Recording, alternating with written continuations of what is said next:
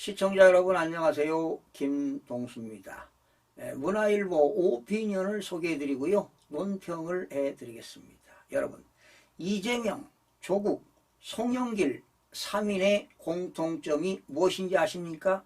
바로 3인의 공통점은 모두 정당의 실질적 대표이면서 중대 형사범죄 피고인이라는 사실입니다. 총선을 한 달여 앞두고 아직 판결이 되지 않아 무죄 추정을 받긴 하지만 혐의를 볼 때 이들의 형태는 보기에 참담합니다. 공인으로서 자숙하기는커녕 대법원 판결 전에 어떻게든 야당 지지세에 편승해 국회의원 배지를 달고 비법률적 명예회복이라고 강변할 태세입니다. 조국 혁신당 조국 대표가 5일 이재명 더불어민주당 대표를 찾았습니다.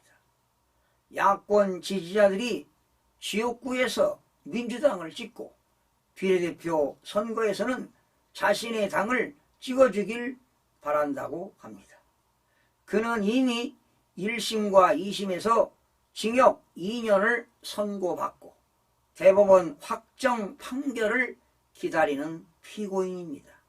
그런데도 조국 당을 당 이름에 넣어 지난 3일 창당하고 스스로 대표가 된 뒤 검찰 독재의 조기 종식과 민주공화국 가치 회복, 윤석열 검찰 독재 정권 종식을 외쳤습니다.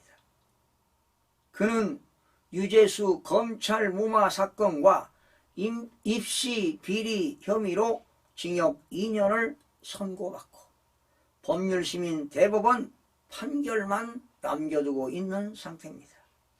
서울대 인턴 증명서 2조 등 입시 비리 7건 중 6건이 유죄로 입증이 되었습니다. 법원도 혐의를 모두 인정하면서 진실을 말하는 사람들에게 정신적 고통을 줬다면서 진지한 반성을 하지 않는다고 일침을 놓았습니다. 법원조차 자신의 주장을 받아들이지 않자 창당을 하고 비례대표를 노리는 것입니다. 이러니 공약과 영입 인재도 어이가 없습니다. 입시 비리를 저질러 놓고도 대학 입시 등에서 기회균등 선발제를 확대하겠다고 합니다. 또한 1호 영입 인재는 음주, 무면허 전과가 있어 정의당 비례대표 후보도 사퇴한 신장식 변호사인데 이 당의 영입 인재가 되려면 전과는 필수라는 비아냥도 나옵니다. 한술 더 떠 정치자금법 위반 등의 혐의로 구속 중인 송영길 전 민주당 대표는 4일 서울중앙지법에서 열린 재판에서 내일 모레 6일 정당 소나무당을 창당하게 되는데 정치 활동과 재판 방어를 할 수 있도록 불구속 재판을 부탁드린다고도 했습니다. 이 대표가 대표와 의원직을 방탄용으로 쓰니까 조국, 송영길도 앞다퉈 정당 창당에 나선 셈입니다. 이대로 가면 국회가 범죄 세탁소로 전락할 판입니다. 여러분, 국민의힘 하태경 의원이요 사회관계망 서비스를 통해서 이런 얘기를 했습니다.